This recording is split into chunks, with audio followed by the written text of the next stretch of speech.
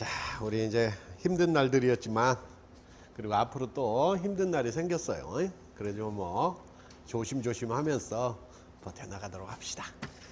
자, 우리 재정학을 할 텐데 뭐 여러분들 경제학 안 하신 분은 없겠죠? 자, 경제학 혹시 안 하신 분 있어요? 안 하신 분은 없을 거라고 생각하고, 재정학은 기본적으로 경제학의 베이스를 깔고 들어가고 거기에다 약간 행정학적인 요소가 들어있는 게 재정학의 특성이에요. 그래서 어떤 것들은 거의 경제학의 내용과 중복됩니다. 다만 이제 그 내용 중에서 조금 더 정부 재정과 관련된 내용이 추가가 되는 경우가 약간 있고, 그리고 이제 조세와 관련된 부분이 이제 아주 재정학의 백미죠. 그래서 조세와 관련된 부분이 다른 과목에서는 거의 제대로 부분적으로 다루기는 하지만 체계적으로 다루지 않는 파트예요. 그걸 이제 재정학에서 좀 더 체계적으로 다루게 되는 겁니다. 그 외에 이제 이런 사회보장제도나 이런 것 같은 경우는 우리 경제학 쪽에서 선생들은 조금 그렇게 편해하지 않는 파트예요. 그러니까 내용이 어려워서 편하지 않는 게 아니라 우리가 일반적으로 미시나 거시 기타 경제학 과목에서 어떤 체계가 구성되어 있는 방식하고 조금 방식이 달라요.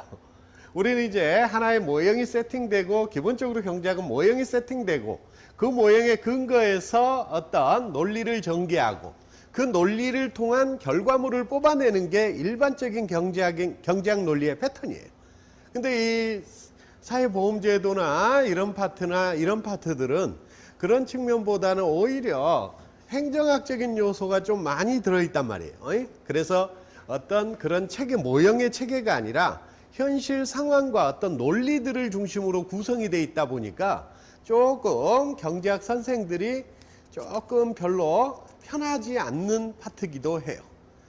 그래서 이제 그 부분들은 여러분들이 행정학과 연관시켜서 조금 더 논리 전개에 대한 구성이나 이런 것들을 좀 잡아둘 필요가 있습니다.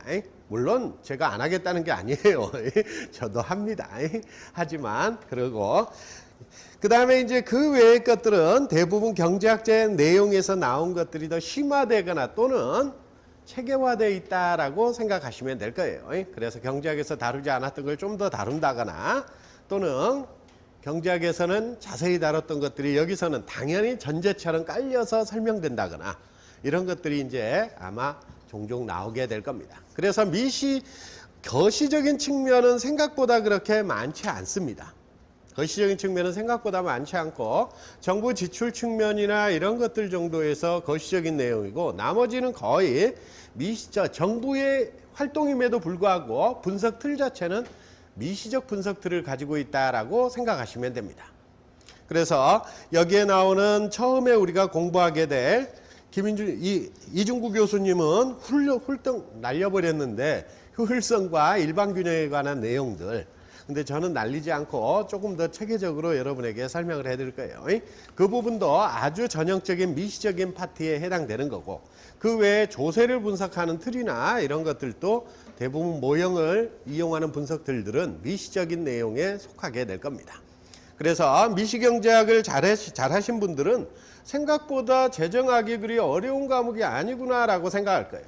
그러나 미시적인 부분이 좀 많이 부족한 분들은 이 생각보다 재정학이 까다롭다라고 여겨질 수도 있습니다. 그래서 이 미시와 연계시켜서 여러분들이 항상 복습할 때도 만약 부분적으로 이해 안 되는 부분이 있으면 해당 파트의 미시 공부들을 한 번 더 훑어보고 오시면 아마 훨씬 공부가 잘 될 거예요.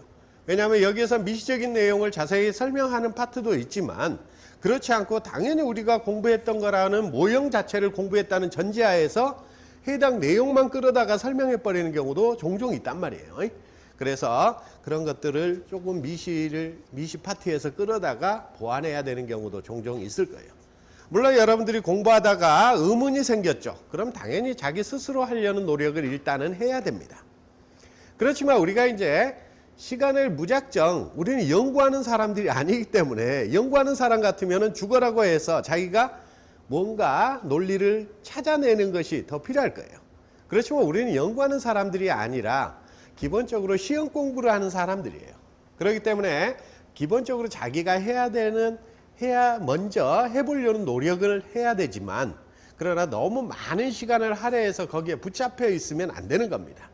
경제적으로 따지면 굉장히 비효율적인 선택이 되는 거예요. 그래서 그런 것들은 언제든지 저한테 질문을 하시면 됩니다. 그래서 보통 제가 아마 6시에는 저 학원에 나와 있을 거예요.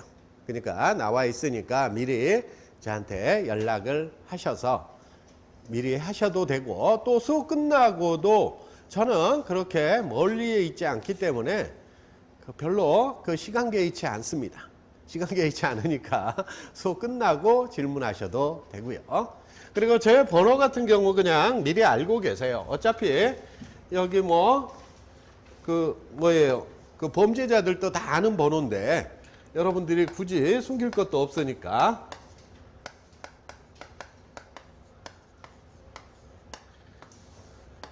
그래서 이 번호로 필요한 게 있으면 언제든지 연락을 하도록 하세요. 자, 그러면 우리가 이제 다른 거 없이 바로 수업으로 들어가도록 할게요.